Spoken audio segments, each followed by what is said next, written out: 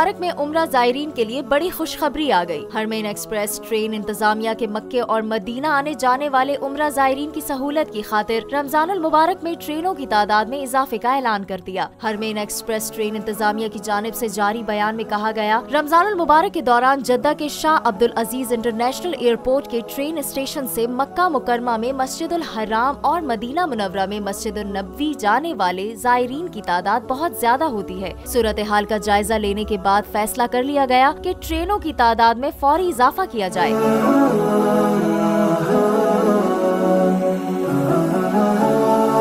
ऐलान के बाद जद्दा में अल सुलेमानिया रेलवे स्टेशन से मक्का के लिए यौमिया ट्रेनों की तादाद 58 कर दी गई है। जद्दा से मक्का और मदीना के लिए 2 ट्रेनें फी घंटा के हिसाब से शेड्यूल हैं, जबकि रश के दिनों में उनकी तादाद बढ़ा दी जाएगी। वाज़े रहे कि माह रमजान में रोजाना मक्का से बरास्ता जद्दा और मदीना मुनव्वरा के लिए ट्रेनों की तादाद 100 से भी ज्यादा कर दी गई है।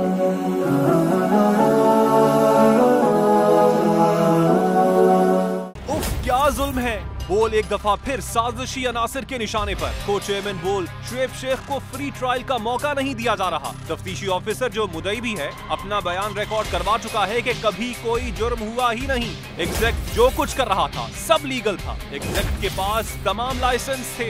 इस पर सितम जरीफी ये कि बरियत करने के बजाय केस दिनों नहीं घंटों के हिसाब से चलाया जा रहा है। फ्री ट्रायल की धज्जियां उड़ा दी गयी। आईन में मौजूद इनफरादी हुकूक को पामाल किया जा रहा है। मुतल्लिका जज के खिलाफ दरखास्त दायर कर दी गई है। बोल के खिलाफ इंतकामी कार्रवाइयां जोरों पर हैं। बोल का अदलिया की इज्जत के लिए खड़े रहने का अज़्म। बोल का अदलिया को सलाम।